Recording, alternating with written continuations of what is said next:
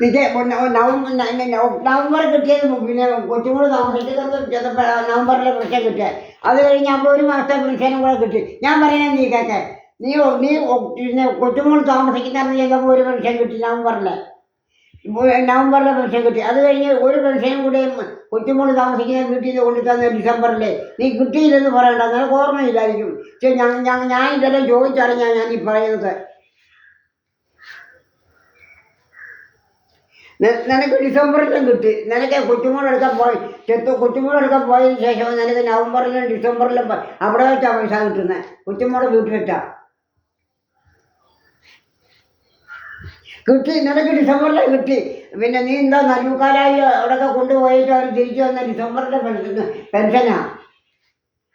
അല്ലല്ല, നീ നവംബറിൽ നീ ആദ്യം നീ കൊച്ചുമോളൊക്കെ പോയി താമസിക്കാൻ ചെന്നപ്പോൾ തന്നെ ആ മാസത്തെ പെൻഷൻ അവിടെ കൊണ്ടു തന്നു. കൊച്ചുമോളെടുക്കൽ അവിടെ നിന്ന് വാങ്ങിച്ചു. നവംബറിലെ പെൻഷൻ ആദ്യം കൊച്ചുമോളെടുക്കൽ വാങ്ങിച്ചു. പിന്നെ അത് കഴിഞ്ഞ് എങ്ങാണ്ടെല്ലാം പോയിട്ട് വന്ന് പെൻഷൻ അവിടെ കൊണ്ടു തന്നു. പിന്നെ 2 നവംബർ ഡിസംബറിൽ. നീ നിനക്ക് ഞാൻ പറഞ്ഞാൽ നിനക്ക് ഓർമ്മയില്ലല്ലോ. നവംബറിലെ നീ കൊച്ചുമോളൊക്കെ താമസിക്കാൻ ചെന്നപ്പോൾ നിനക്ക് നവംബറിലെ പെൻഷനാണ് തന്നത്. അത് കഴിഞ്ഞ് ഡിസംബറിലെ പെൻഷനും കൊണ്ട് തന്നില്ല. നല്ലൂക്കാലായാലും അവിടെ എല്ലാം പോയിട്ട് വന്ന് ഡിസംബർ കൊണ്ട് തന്നില്ല പെൻഷൻ. ഡിസംബറിൽ കൊണ്ട് തന്നില്ല. നീ പറഞ്ഞില്ലേ നല്ലൂക്കാലായാലൊക്കെ പോയിട്ട് വന്ന് പെൻഷൻ കൊണ്ടുവന്നെന്ന്.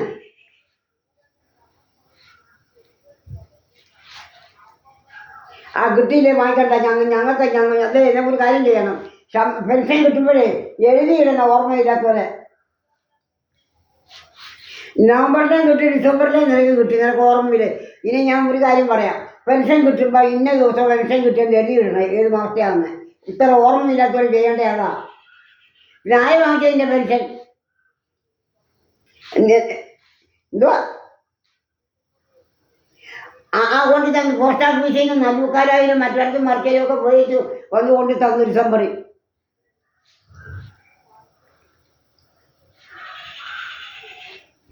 കളിക്കണ്ടോ?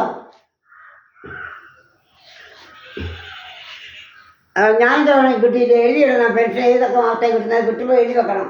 ഓർമ്മയില്ലാത്തവരതാ ചെയ്യേണ്ടത്. അമ്മയാണോ ട്രഷറി ഓഫീസർ? അവിടെ വിളിച്ച് ചോദിക്കാൻ പറ.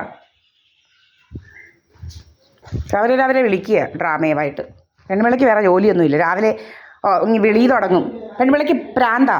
രാജമ്മയെന്ന് പറയുന്ന ഒരു പ്രാന്തിയുണ്ട്. അവൾ വിളിക്കുക രാവിലെ. ഇന്നലെ മുതൽ തുടങ്ങിയ പെൻഷൻ കിട്ടിയില്ല പോലും. എന്താ പെൻഷനാണോ കിട്ടാത്തത്? പെൻഷൻ കിട്ടിയില്ലെന്ന് പറഞ്ഞുകൊണ്ട് വിളിയാ. രാവിലെ പ്രാന്ത് ഇളകി വിളിക്കുക. ഇരിക്കപ്പോറതും ഇല്ല അവൾക്ക് പ്രാന്ത്.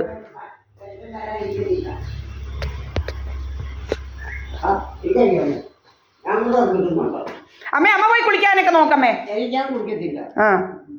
ദോശയൊക്കെ തിന്നാൻ നോക്ക്. പോണ്ടായോ നോക്ക്. അവർക്ക് ചുമ്മാ അവിടെ ഇരുന്ന് ചുമ്മാ അതും ഇതും പറഞ്ഞാൽ മതി. പെൻഷൻ എന്തുവാ കിട്ടിയില്ല കുന്താന്നൊക്കെ പറഞ്ഞുകൊണ്ട്. ട്രഷറി പോകണം. അതൊക്കെ ചോദിച്ച് എഴുതണ്ടായോ ട്രഷറി പോയിട്ട്?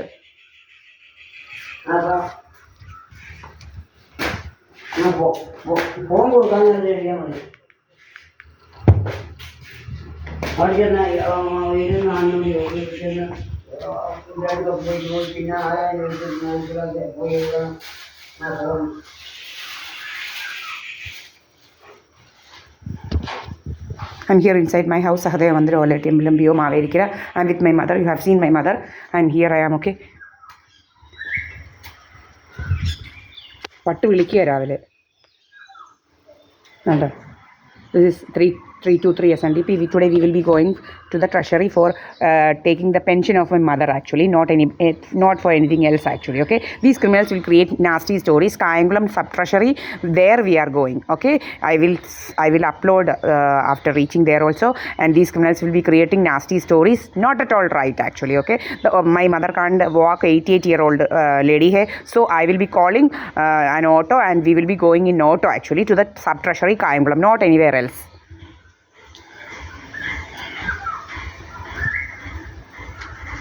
അതാണ് സദാനന്ദ മന്ദിരത്തിലെ അവൻ്റെ ഇത്. ഇന്ന് കാർ അങ്ങോട്ടാണ്. പല രീതിയിലാണ് കാറുകൾ ഇടുന്നത്. ഇന്ന് കാർ അങ്ങോട്ടാണ്. ഇന്ന് ഡ്രാമ വേറെ ഏതാണ്ട് ഡ്രാമ. അതുകൊണ്ട് കാർ ഇന്ന് അങ്ങോട്ടാണ് ഇട്ടേക്കുന്നത്. KL 31B6996 ആണ് ഇവൻ്റെ കാറ്. അങ്ങോട്ട് തിരിച്ചേട്ടേക്കുന്നത്. ഇന്ന് ഡ്രാമ വേറെ എന്തൊക്കെയാണ്. ഞാൻ വേറെ എവിടെയൊക്കെയോ ആണെന്നുള്ള ഡ്രാമകളാണ്. അങ്ങനെ പല ഡ്രാമകളാണ്. ഇങ്ങനെ ഒരുത്തൻ പാലും കൊടുത്തേച്ച് പോവുക. എൻ്റെ വീട്ടിൽ ഒരുത്തൻ പാലും കൊടുത്തേച്ച് പോവുക ഇങ്ങനെ. ഞങ്ങൾ മക്കളെ നോക്കാൻ പോയിട്ടില്ല.